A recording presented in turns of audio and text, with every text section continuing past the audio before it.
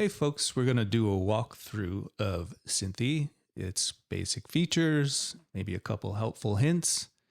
This assumes that you have already got it installed successfully.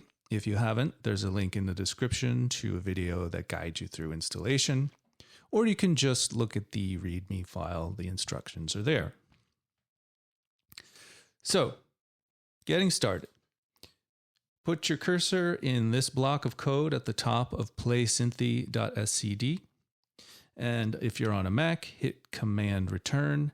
And if you're on anything else, hit Control Enter. You should see a bunch of stuff spit out over here. This is called the post window. And at the end, it should say ready to go.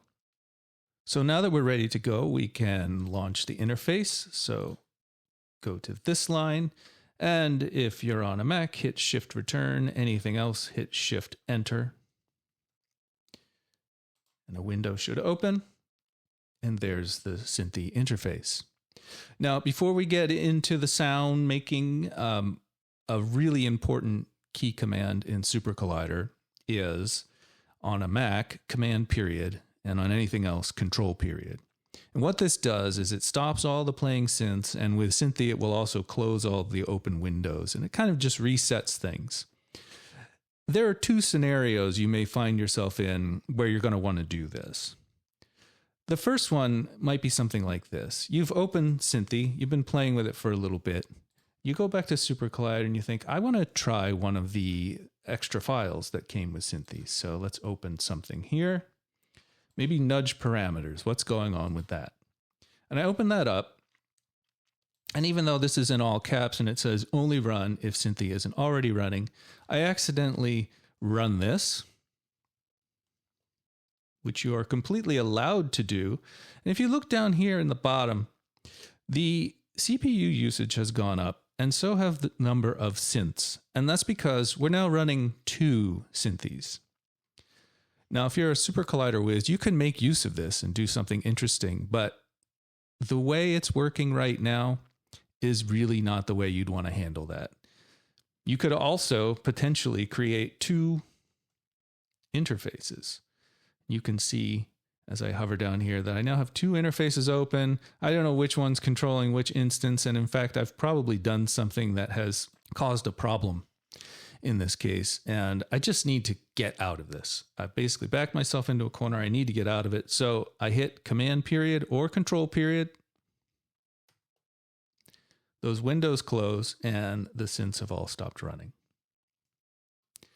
The second scenario where this might be a problem for you is you've got your interface running, and maybe you're like me and you're greedy for feedback, and you've got Oscillator 1 modulating its own FM and filter modulating its own FM. And you've started to put maybe the output of the filter into the input of the filter, and on and on and on. And Xynthii lets you do this, and it can have great sonic effects. There is a slim possibility, though, that your patch is going to cause one loud popping sound to happen and then silence. And even when you unpatch whatever it was that caused that to happen, you won't get sound back. You've basically blown up the server. So you hit Command period or Control period, resets everything. You can start over again. You don't have to quit out of Supercollider or anything like that. You just hit that keystroke and you're good to start over again. Okay, now we've got that part out of the way. Let's open up that interface again. You'll notice that there is a lot of text and it's in very tight spaces. And on my machine, these labels all just take up one line and everything fits here. But because this is using the default text on your machine, it might look a little different and it might look maybe uglier. Maybe this breaks into 2 lines. Maybe these are cut off at the top. And you want to do something about that. And you can. If you go back to the Play Xynthii file, you'll see this line here that allows you to change the font that's being used. And if you run this line, it will immediately change the font in the interface so that you can see if it's satisfying to you. And basically, it's asking for the font family and the font size. If you use this line here, you'll get generally a pretty reliable font family that's probably on your machine and a size that will very likely fit into the space that you want. But you can tweak it to your heart's content. And if you find something that you like, you can always take this line here and put it in the block of code up top so that it launches every time you launch Xynthii, and you don't have to do that extra step to get the font where you want it. So now that we have that stuff out of the way, let's take a look at controlling Xynthii. If you're familiar with modular synths, you've probably seen this before, and if you've ever seen the Xynthii A from EMS, then it should be even more familiar, or at least most of it should be. Knobs are controlled by clicking and moving up and down, and you can enter values directly for things in these text boxes here. So if I want to set the amp to 1 of oscillator 1, I can just enter 1, hit enter, and there it goes. If I want to send it back to 0.25, boom. With frequencies, we can also enter note names and octaves. So I could enter C3, and it will set to the proper frequency for C3. I could enter E flat 5, and we're good there. This also works for the filter cutoff, so that you can match the filter cutoff to your oscillator frequency. All of these knobs also have key commands that will set them to certain spaces within their range. So here I am working on the FM here. I've got this knob selected, and maybe I decide, oh, I want to send that but just back to the center. I can hit C, and it goes back to the center. If I want to set it to its minimum, I can hit N. Maximum is X. If I hit R, I will get a random value every time I hit R. And if I want to adjust this in small increments, I can use the arrow keys.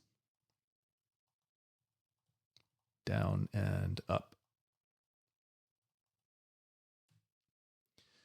You can also tab to different components. So I'm currently selecting FM knob here, and I hit tab.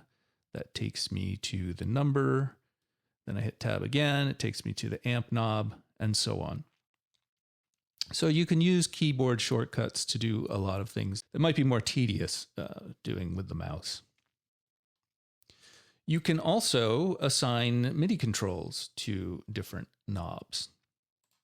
To do this, you have to have run this line here, MIDI in connect all. I'll do that now. You might get some information there, or it might just say MIDI in. You only have to do this once per session, but there's no harm in doing it twice, usually, or more.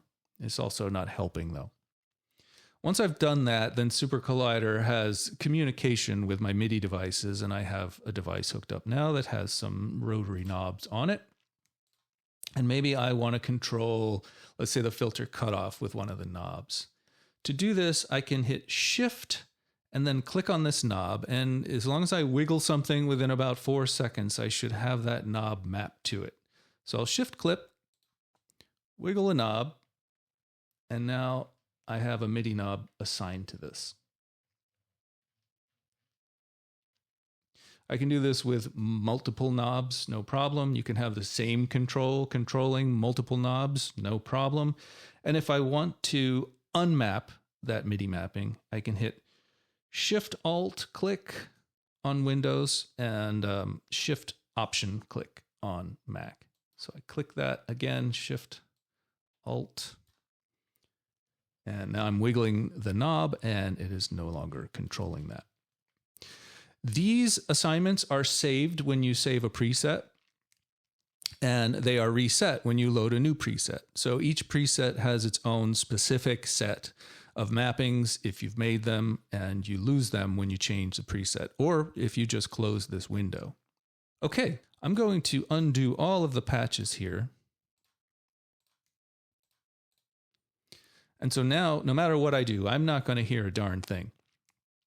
But I want to make things simple right now, just to demonstrate what different modules here do. I'm not going to try to make specifically musical examples, but examples that just help you understand what is technically going on. So over here in this area that I'm hovering over, we have 3 oscillators, O1, O2, and O3. Each of those oscillators has a selectable waveform. That's the first button.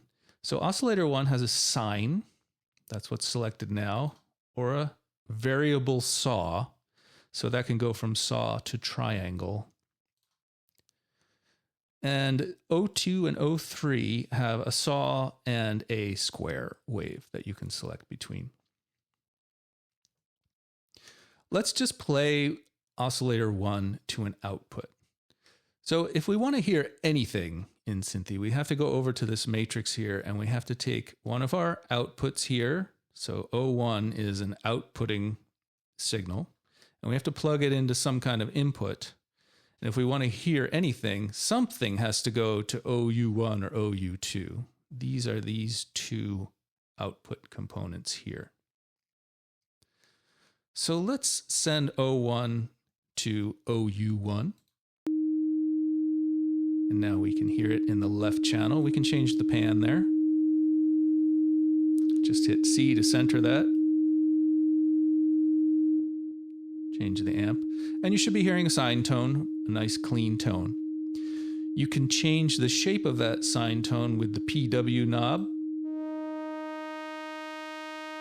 That adds some overtones. And we can also change this to the triangle wave or the saw, variable saw wave.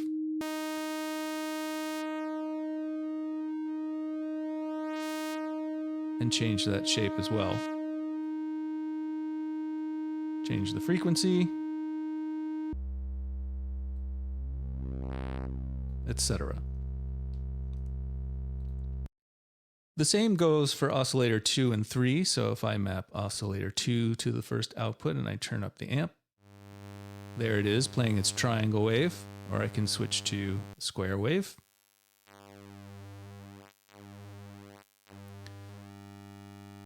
But oscillators 2 and 3 have a couple extra features that oscillator 1 does not have. Number 1, they can be synced with oscillator 1 so that they follow the base frequency of oscillator 1. So let's do this with oscillator 2. I'm going to click here and sync it. And you notice that the frequency knob changed and now it just says 0 and it's centered. That means that it's going to be playing the exact same frequency as oscillator 1. So if I turn this up and I start moving oscillator 1's frequency, oscillator 2 moves along with it. And now if I change the value of this, it's going to be the interval from oscillator 1. So 1 would be a half step, 7 would be a fifth, 12 is an octave, and of course you can go negative. Let's set it to a fifth. Put oscillator 1 out there as well. And you can see we can get harmonies that move together.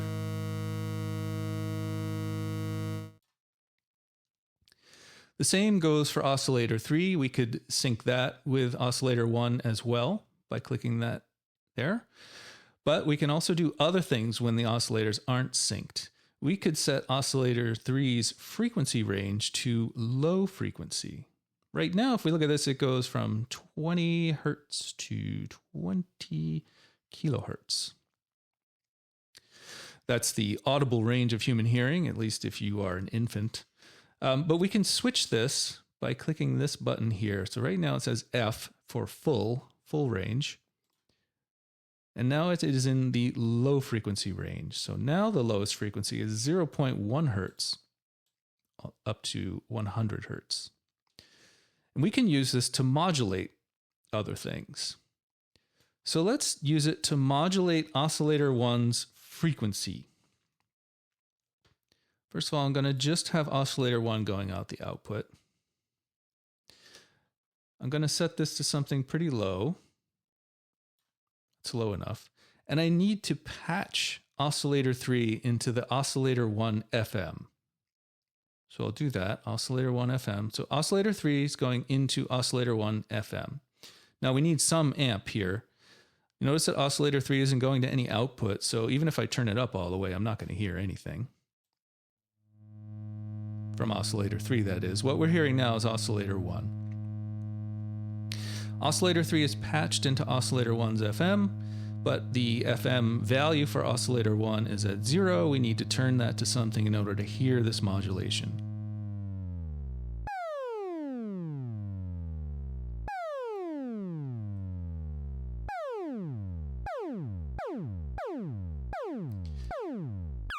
We can modulate up or down. So this just reverses the direction of the modulation when we go into negative territory.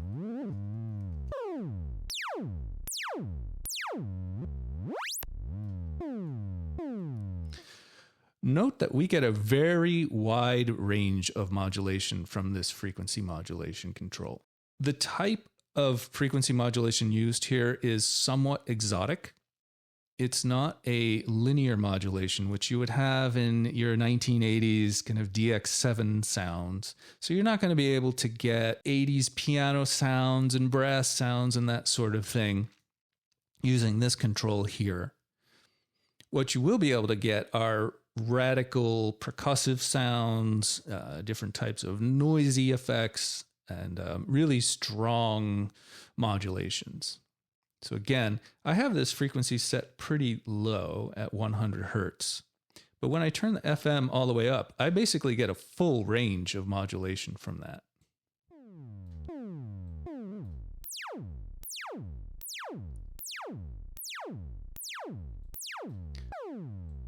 This can be really useful for making like drum sounds and other sorts of percussive attacks where you want a really big sweep that leads to a low frequency at the end of the sweep. Okay, so those are the oscillators. We'll be using them in all sorts of scenarios as we go along, so we'll see more from them later. But in summary, you have a waveform selector for all of them. That's the first button. Oscillator 2 and 3 can be synced to oscillator 1's frequency, and then can be unsynced. The frequency range for oscillator 2 and oscillator 3 can be set to a low frequency range or the full audio range. Oscillator 3 is currently set to the low frequency range, and now it's set back to the audio range. And we can just flip between those two however we like. We have a couple other sound generating modules. We have a noise module here, so let's just send that to output 2.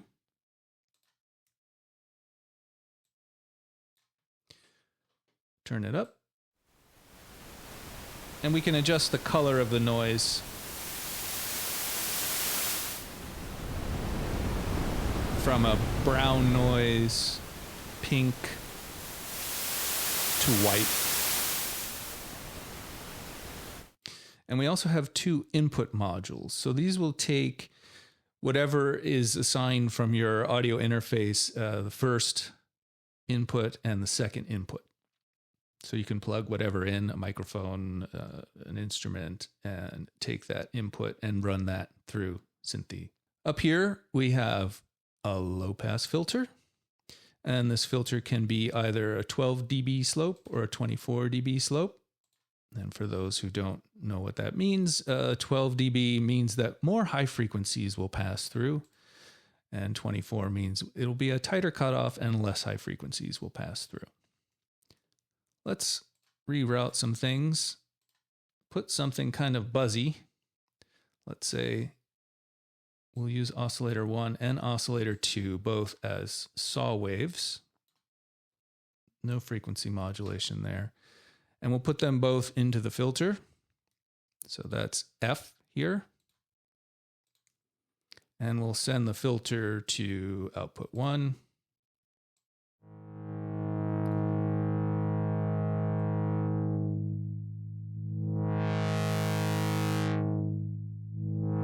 That's the 24 dB filter. You can hear a little bit more high frequencies escaping in the 12 dB filter.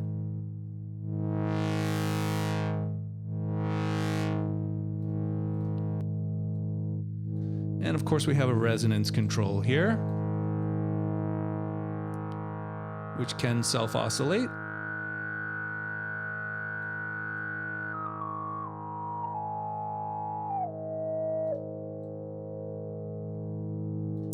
And we have FM, and the FM works the same as the FM on the oscillators. So I still have my oscillator 3 at a low frequency. Let's throw that into the filter FM. So that's here, FFM.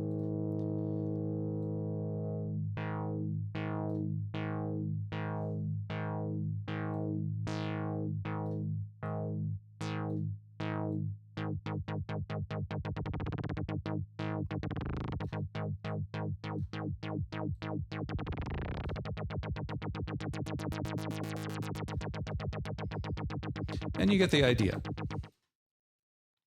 I also have a ring modulation module right here. So with this, you need to send one signal into the carrier input and another into the modulation input, and they will interact in a way that produces unusual, potentially, sounds.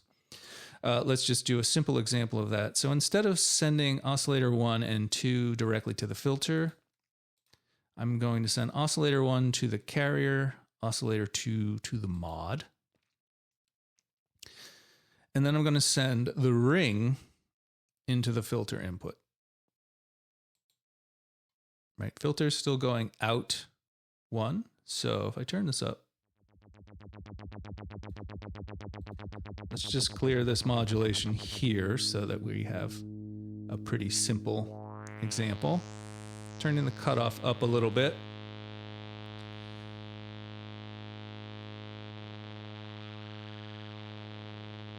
And we're getting something where oscillator 2 is ring modulating oscillator 1. If I turn this up, we'll hear an even stronger example.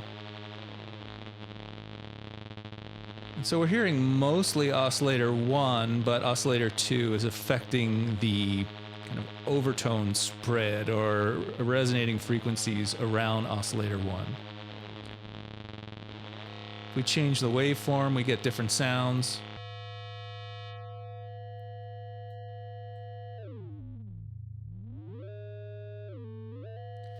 And we have a bunch of different types of ring modulation here, and a few things that aren't even ring modulation.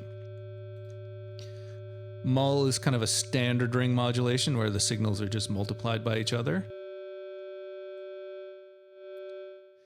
And with mull, if you turn the level all the way down, you won't hear anything. Ring 1 is more of a standard ring modulation, but where the level allows you to basically crossfade between being ring modulated or not being ring modulated at all. So when it's at 0, all you hear is the carrier going through clean. But as you turn it up, you hear the ring modulation. 2 and 3 and 4 are all different flavors similar to ring 1.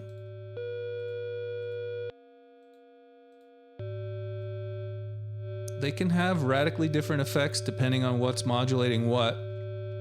So you should just experiment with them and see what you like. Ring 3 is a little like mull in that if you turn the level to 0, you won't hear anything. Then you also have these 4 types of distortion, where one signal clips, wraps, folds, or gives you the remainder of a clip, depending on what you've selected here. And these can produce very interesting results. So here I have oscillator 2 clipping oscillator 1.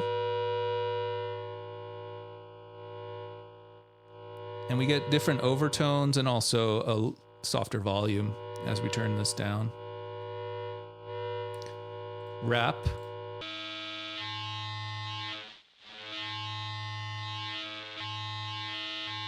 Fold.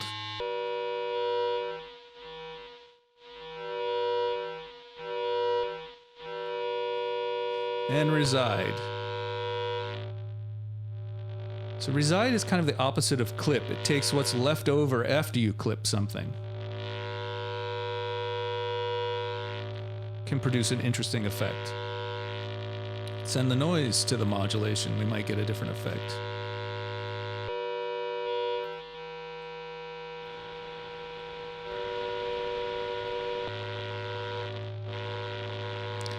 and so on. Coming now to the envelopes. So we can get a lot of power out of using E1, E2, E3, and this clock module in some kind of concert with each other. So let's unpatch everything for a moment, because we often want to use envelopes. But in order to use them in Xynthii, we have to make a couple patches happen. Let's take a look at E1 first. E1 is a traditional envelope. In the Xynthii A, you had what was called a trapezoidal envelope, and you had controllable attack and decay, and it could be cycled to repeat. So we can get a very similar effect using E1 and the clock module here. But in order to do that, we need to route E1 to one of the VCA envelope inputs. So that's V1 env or V2 env. So here I'm going to take E1 and I'm going to route it to V1 env. And then we need to route some signal to V1. And that will be equivalent to what you would say is putting that sound through that envelope. So I'm just going to route oscillator 1 to V1 here. Now V1 can have its own output. We can send that, say, to the filter. And we can send the filter to one of our outputs. Let's just do that. And in order to hear anything, we need to gate the envelope. So right now, the envelope is ungated. But while the gate is on, it will sustain. And when I release the gate, it will decay for however long the amount of seconds are from this decay knob. Set the decay to longer. We get a nice long decay. Now, we may want to have this just kind of cycle and repeat so that we don't have to manually gate and release. We can do that by syncing the clock module to the envelope with this button here. So the clock module has a tempo that is beats per minute. So 60 means 1 beat per second. The subdivision, so that's just going to be 1 beat per second, or if you want to set it to say 16th notes, you can say 4. Let's just leave it at 1 for now. And then the on time, which is just how long within a given beat that clock stays on. So if you want it to sustain for the whole beat, you'd have that at 1. If you want it to click barely at all, you can have it at 0.01. And this can create different types of legato or pauses between clicks. This is available as a modulator down here in the mod pod, and it works basically just like a pulse wave. But we can also sync it to E1 here. And if I do that, the envelope just repeats.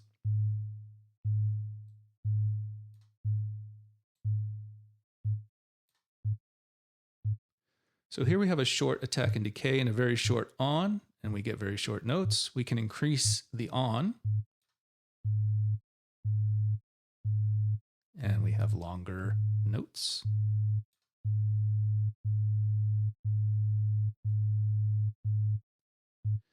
Go back to short. We can increase the subdivision to make it go twice as fast.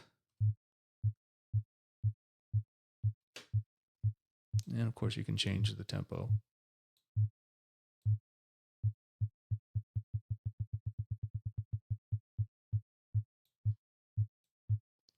And different relationships between the attack, decay, and the on and the tempo can create different types of pauses or articulations. To stop this, just hit X, and now we're back to manually triggering the envelope. So that's the simple trapezoidal envelope, but we have two other envelopes here where we can freely create the envelope shape, and these can loop on their own, and they can be synced to the gate of E1 or run independently. And we can use them on our VCAs the same way we're using E1. We can use any of these to modulate the frequencies of both the oscillators and the filter. And we can use them down here in the mod pod to do other types of modulation.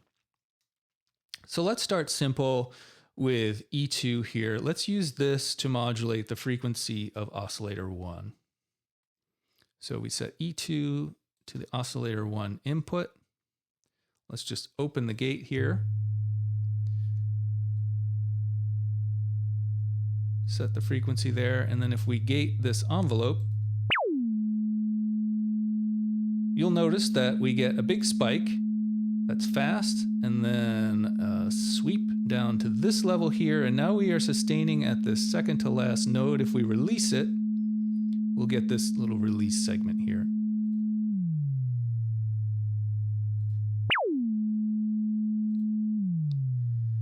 And we can have this envelope loop. So if I set it to loop instead of once, it will loop. And it loops between the second node and the second to last node. If I release the gate, then it will execute this release segment here. And of course, I can change the time of the entire envelope.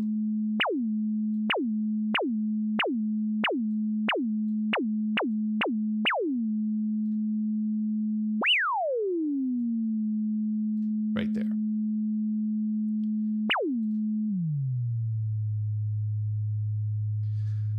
So that's how these two envelopes operate. If I want to change the shape of the envelope, oh, before I do that, there's this ADSR mode. So this envelope is in ADSR mode, and what that means is that it has this exact number of nodes, 5 nodes, and the third and fourth are linked volume-wise. So if I move them, they move together. So this gives us an attack, sustain, release shape. I can just change that to a free mode, or as soon as I start editing this envelope, it will change it to a free mode. But if I click this, it's now free, and that means I can change these nodes independently of each other. But of course, I can add and remove nodes as well. So let's say I want to add a node between here and here. All I have to do is click somewhere between there on this line, and there's a new node, and I can drag it around. If I decide maybe I didn't want that, I can just double click that node again, and it disappears. I can also edit the curve between nodes. Just take that area and drag. Either way. Click, add a new one, move it, drag. And so you can create an envelope of up to 16 nodes. And no matter what you do, you will have a release node as the second to last node. So anytime you hit the gate, let's just set this to once. We're sustaining here until we hit release.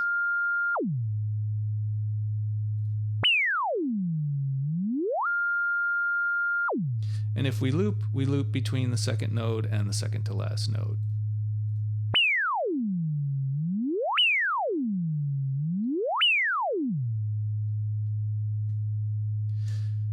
We can also sync the gate to the main envelope gate. So let's release the main envelope for a second. If I hit this here, then whenever I gate E1, it will gate E2.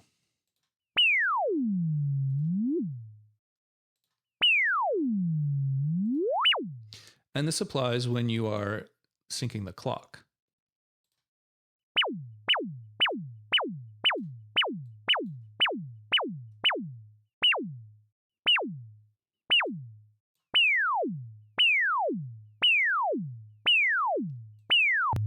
E3 works the same as E2. Let's say you've created a complicated envelope and you want something similar for E3, but you don't want to go through this whole process again. You can just copy E2 to E3 by hitting the arrow in this direction. Then you have the same settings there. And you can adjust E3 maybe from there. And you can also do it in the opposite direction. If you want to copy E3 to E2, you can do that.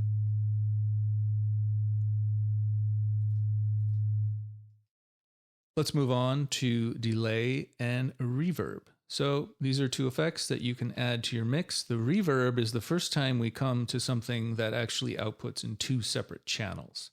So you'll see that there is a reverb left and a reverb right as an output, and also for inputs. So you can send something just to the reverb left, or just to the reverb right, or to both. So let's take this filter, and instead of sending it to out, send it to the delay first. So filter goes to the delay, and then we'll send the delay out. And we'll set our envelope to cycle. Connect these again. And we're hearing the delay.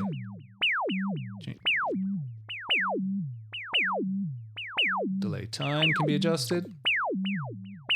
How long it feeds back. How many high frequencies to cut off each pass.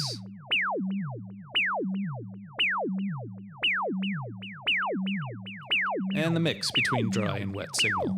There's no delay, all delay.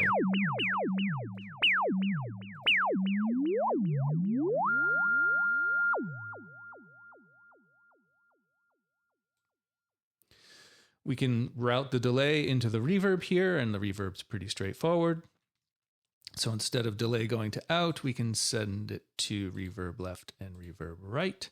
And then let's send reverb left to out 1 and reverb right to out 2 and pan those two.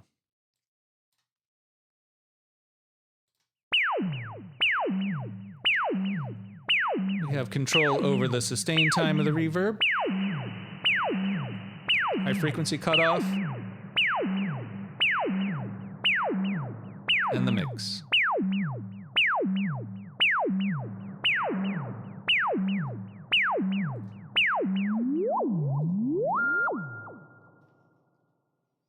Pretty straightforward.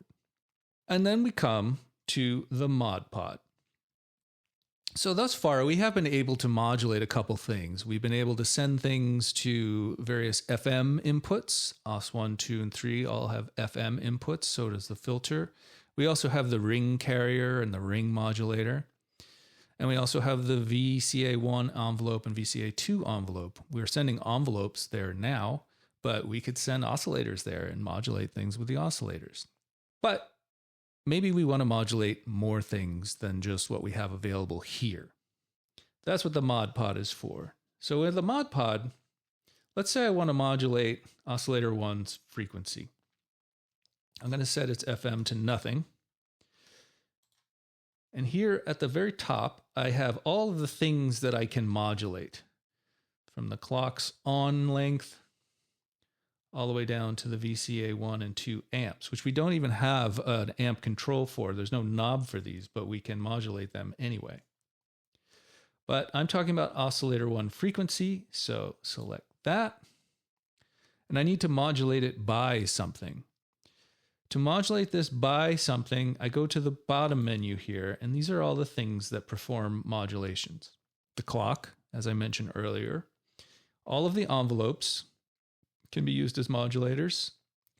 The two inputs have envelope trackers assigned to them, and so you can use those envelope trackers to modulate things. Then you have 4 LFOs. They are right above here. These are the 4 LFOs. You have the sequencer pitch output, these knobs here, the velocity output, the knobs below that, and then you have the XY controls X-axis and Y-axis. So let's be simple and use LFO 1 here to modulate the frequency of oscillator 1. Now we have a knob, and adjusting this knob adjusts the intensity of the modulation. So let's open this gate. We got no modulation right now, but LFO 1 is a triangle running at 4 Hertz.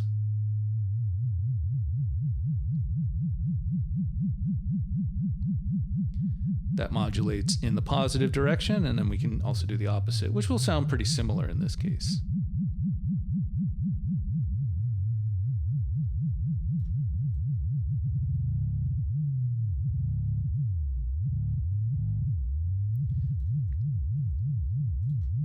Set that to center, and we get no modulation again.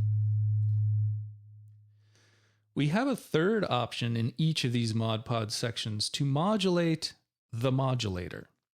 So this can be used to modulate the intensity of the modulation. And here's a very practical example. So I'm going to modulate the oscillator 1 frequency by LFO 1, but I want to use the XY controller to control the amount of modulation. So let's pick XYX.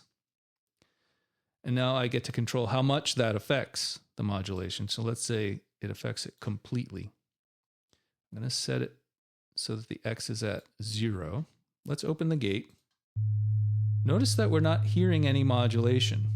Even though I have this intensity turned up, there's no modulation of the frequency right now. But as I move this, I get more intense modulation. So the modulator is being modulated by the XY control. And of course, this could be something else. You could use one of the envelopes here. Let's gate and loop envelope 3 and use that instead. So now this envelope is affecting how much LFO1 modulates OSC1 frequency.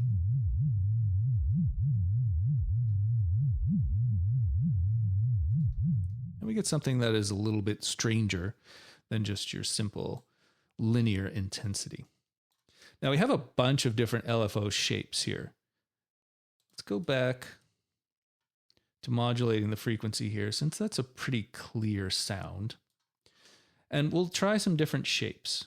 First, I'll talk about it. So you have a triangle, a pulse, that's just up and down, on and off. Saw, so you have a ramp shape. Sample and hold, this is basically a random value that's chosen at a frequency rate and has no interpolation, so it just goes right to new random values. You have low frequency noise, which is again random, but there's a nice curve between each new random point. You have a low frequency walk, which is basically a softer version of low frequency noise. It instead of picking a brand new random value each time, it picks a random value that's just slightly different from the previous random value. So it goes on a walk. You have the unique dust, which is similar to sample and hold, but the frequency that it chooses new values at varies. So you choose a frequency, if you say 4 hertz, it's about 4 hertz, but it will change. And you have stagger, which is like dust, but is more of a random walk. So these all run on their own frequency rate. Let's just try those, and then we'll come to these after that. So LFO 1 is modulating oscillator 1 frequency. We have this intensity of the modulator's modulator set to 0. We heard the triangle. Here's a pulse. Saw. And if we want the saw to go in the different direction, we just go that way with the modulation intensity. Sample and hold.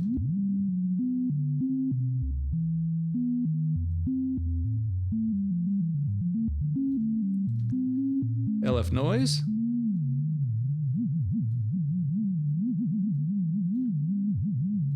LF walk. Very similar to LF noise, but it's just a little gentler. Doesn't have as radical change in values. Dust.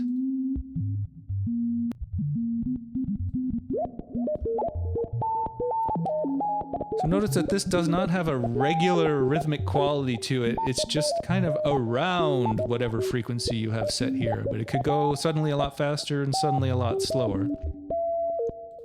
Stagger.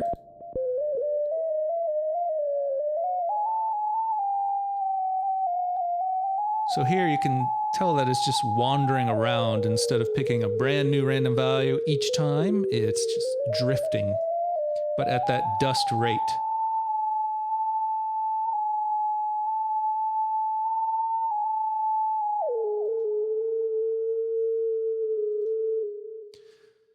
Now we also have these trigger-based LFOs.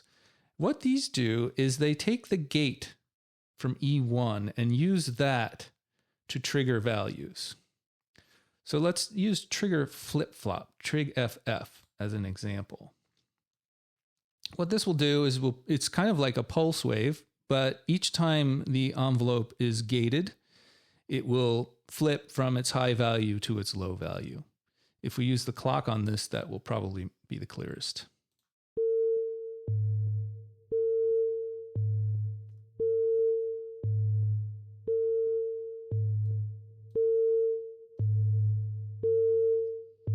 So each time it's gated, it's picking either the high value or the low value and just alternating between those.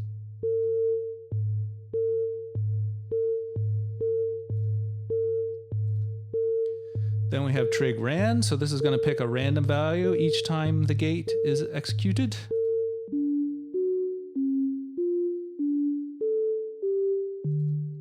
Trig stagger, so this is like stagger, but the trigger is what's inducing the new value.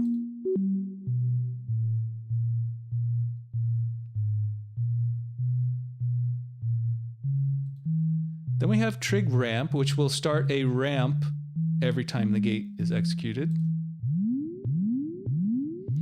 And the ramp will be at this frequency setting, so it can actually ramp more than once per gate.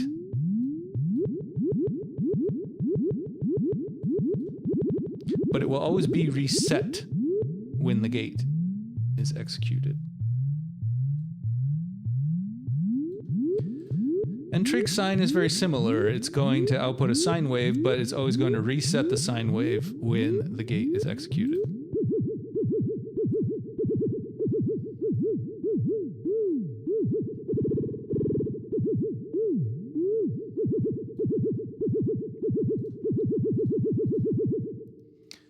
So those are your LFOs. We also have this XY controller. We've already had a look at that. So you have a separate X and Y axis that you can use to modulate anything that's modulatable. And then we have the sequencer. So the sequencer can be used instead of the clock to trigger E1's gate. And each time it gates E1, it's going to move through the set of pitches and a set of velocities. Now, this is labeled pitch and this is labeled velocity, but that doesn't mean you have to use them to modulate pitch and velocity. They can modulate anything. Velocity can be used to modulate pitch, in fact. So there's a couple ways we can use the sequencer. One, we can just use it as a regular modulator. So let's pick some value. Again, maybe let's do Osc1 amp. Well, let's just use velocity here. So Osc1 amp modulated by the sequencer velocity. We'll do the full modulation. Just set the amp at 0.25. We have a tempo. This is different from the tempo up here. This is not beats per minute. This is clicks per second. So this is basically the same as the hertz here. So this will click 4 times per second. On, though, works the same. How long is the gate held per each step? And then steps is just the amount of steps that we're going to use out of the total 16. So if I start playing this now, everything is set to the center, and I'm not going to hear any effect on the oscillator amp, but I am going to hear it re-trigger a bunch. Let's have a slightly slower tempo. Don't forget we're modulating here.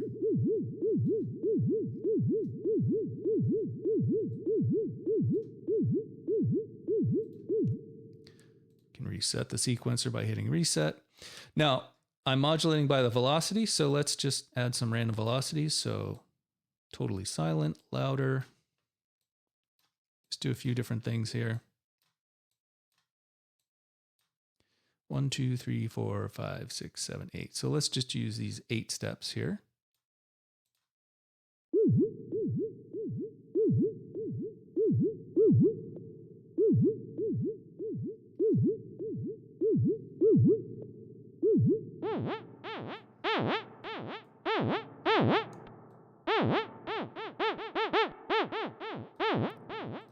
Right, so pretty obvious what's going on there.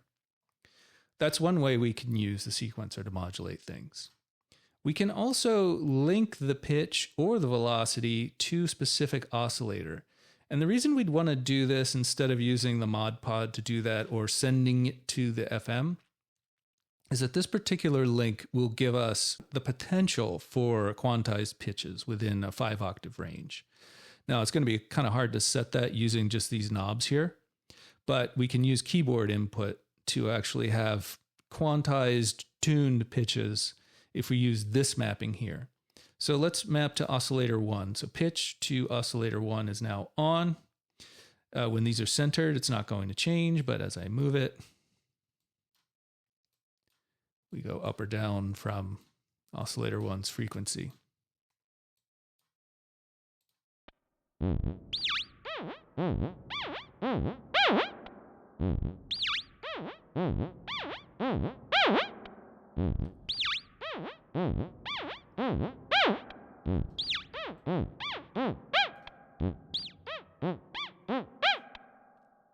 Pretty straightforward. We can map to any of the oscillators individually. We can map to multiple ones, or we can just use the simple all on or all off. So this will modulate all of the oscillators by the pitch. And we can do the same thing with the velocity. So if we use this, then the velocity knobs are being mapped to the pitches. And this can allow us to have counterpoint. So let's say I modulate oscillator 1 by the pitch, and then oscillator 2, let's decouple that from oscillator 1 by the velocity. Then I can have two separate moving lines going on at the same time. We take oscillator 2, send it to V1 there, then they'll both go out.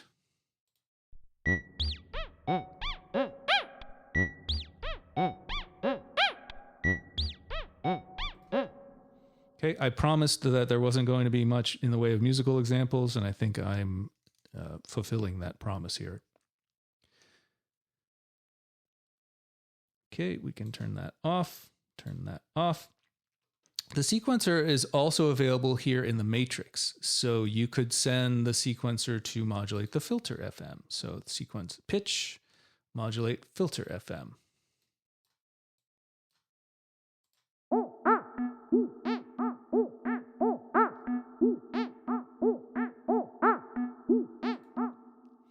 And you could send the velocity there as well. Then you'd have some kind of unusual interaction between those two things. Right, so these can be used as any other audio signal in the matrix. So to reiterate, with the sequencer, you can map it directly to the frequencies of the oscillators, which will give you the potential for quantized pitches. You can use the mod pod. The sequencer is available in the mod pod. Or you can use it in the matrix to modulate whatever is available in the matrix up here. And you can use all of these things simultaneously. The tempo can also be modulated on both the sequencer and the clock, so we don't have to be stuck in the same tempo. So let's do that. Let's take the sequencer tempo and modulate it by LFO2, and we'll make LFO2 one of these kind of drifty walk LFOs.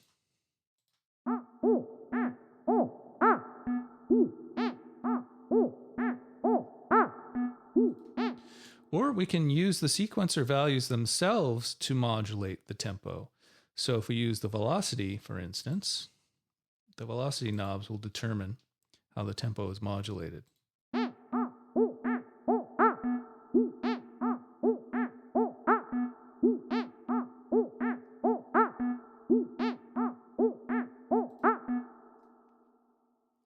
All right, let's have a look at some of the extras that come along with Xynthii. So these are in the form of Supercollider files that you can execute to add features to Xynthii. Let's load a preset here from the examples. Load this one, Leady. We have a MIDI control. So once again, once you have executed this block of code, you don't need to do it again. However, if you want to use MIDI control and you haven't executed this line, you do have to execute that. And you can do that even in this block of code if you use Shift Enter or Shift Return on a Mac. You don't have to do this again if you already have an interface. You can run this line to load the setting, although I already did it, but there's no harm in doing that again. Just loads that setting. And then there's this big block of code here that if you execute it will allow you to key track keyboard input. So this will affect oscillator 1's frequency and will also trigger the gate when you hit the keyboard.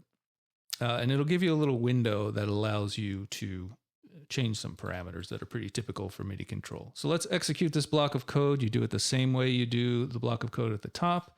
Put your cursor somewhere in it and hit either Control Enter or Command Return if you're on a Mac. And another window has opened up. Very simple little window that floats on its own. You have key track for the filter. You have velocity sensitivity that's right now set to nothing. You can have keys trigger the gate or not. So you might want to actually turn this off for different types of effects. Then you have a legato setting, which is currently on, and the bend range. This bottom row I'll get to in a second. So this should already be set. And if I hit my MIDI keyboard,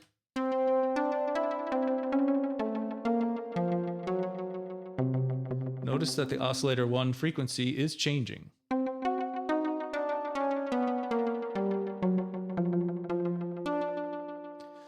And oscillator 2 and oscillator 3 are synced to that frequency. So what we have is basically a little detuned setup here.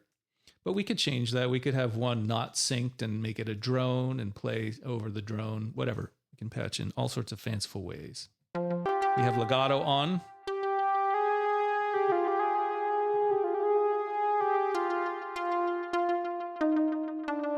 We can turn that off if we want.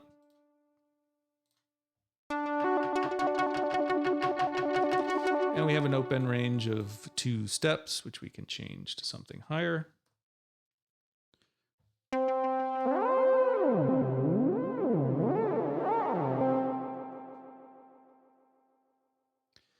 All pretty straightforward, normal MIDI stuff. Down on this bottom row is where we can use the MIDI keyboard to affect the pitch knobs on the sequencer so that we can get somewhat quantized values. They'll all be relative to whatever you have oscillator 1's frequency set to.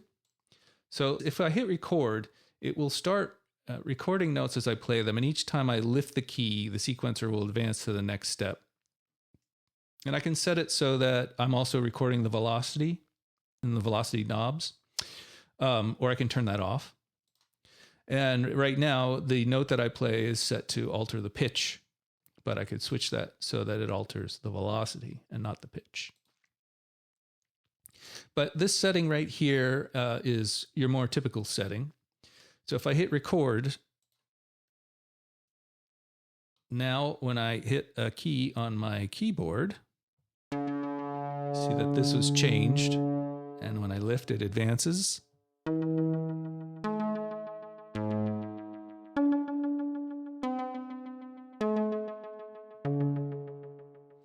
Let's stop right there. So stop recording. And reset, and this changes to 8 steps. And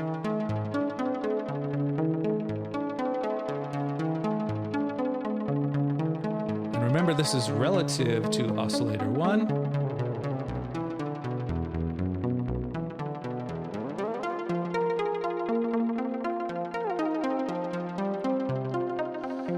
And of course, this is working because all on is selected here.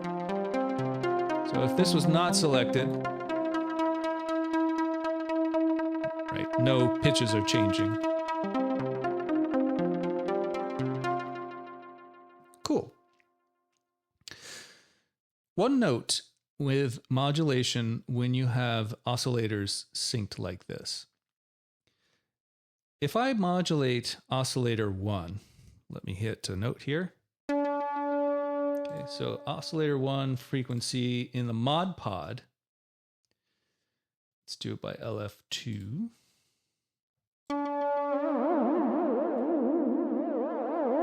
Both oscillators 2 and 3, since they're synced with oscillator 1, are also modulating.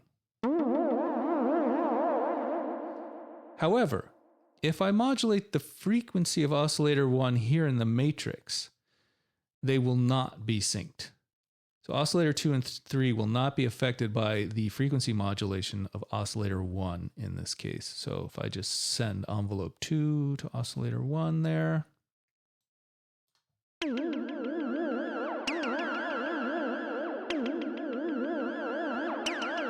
Only oscillator 1 is being affected by that.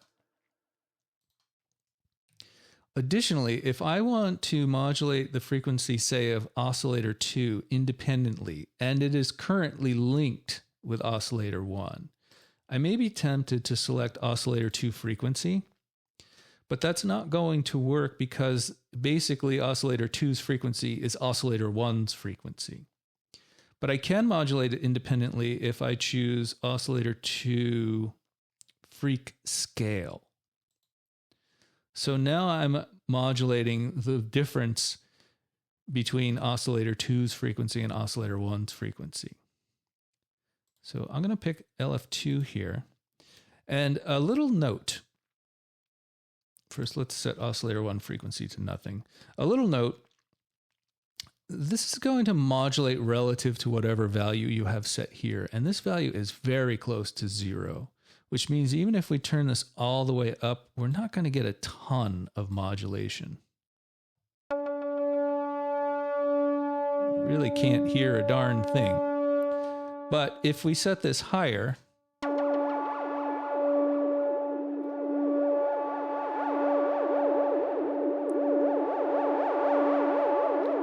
we're getting much more modulation out of that.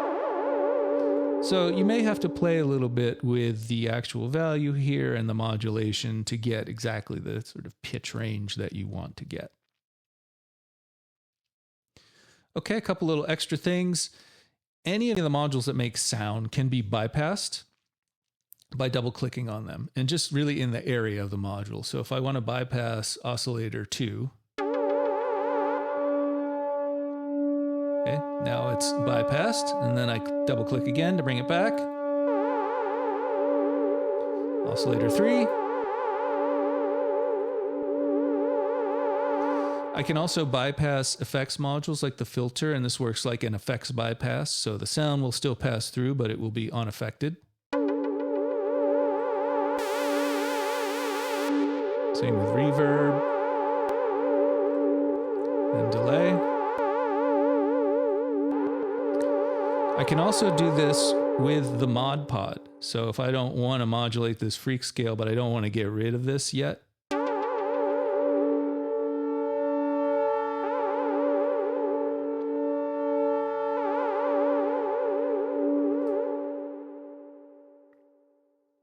all right, let's have a look at one of the other features that were added here. So we have this nudge parameters. This is an interesting one. And I think this is more interesting when you're doing something kind of noisy. So let's load a different preset. Let's pick something like, this one, Slick a Zippa.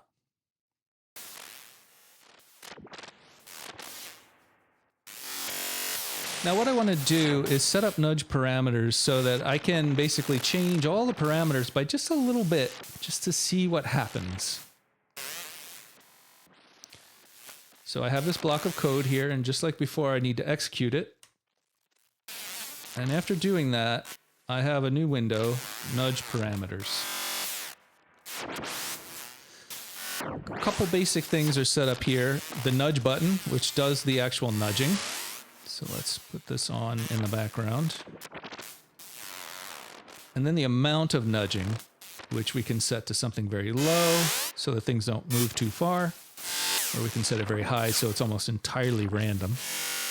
And then these three buttons here determine whether or not certain modules are affected by the nudging. So right now, even the mod pod will be nudged.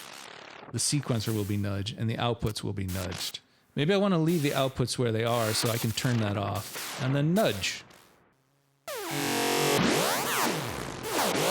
Everything changed a bit. Again.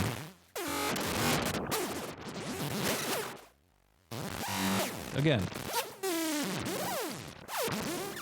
Let's make it just a tiny nudge.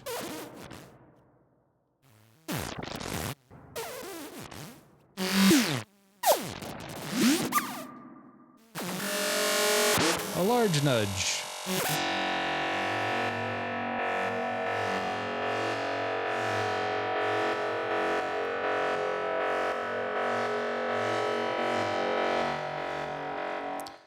So you can use this to find different creative settings from an already existing setting that you think is pretty cool. There are a couple of other files in here that you can use.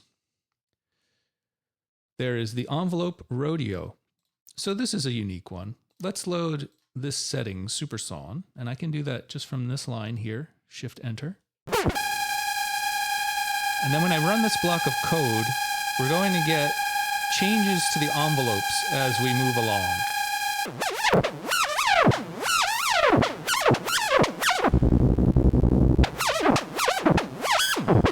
So we're basically nudging these two envelopes instead of all the other settings.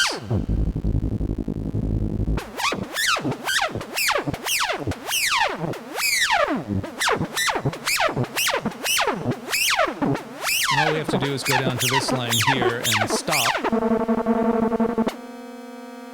And now we can use these envelopes if we like, or keep playing around.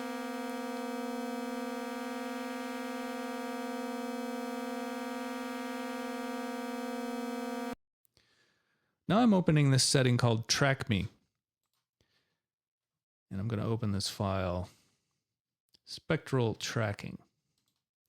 So I mentioned earlier that the input modules have envelope followers that you can use to modulate different things.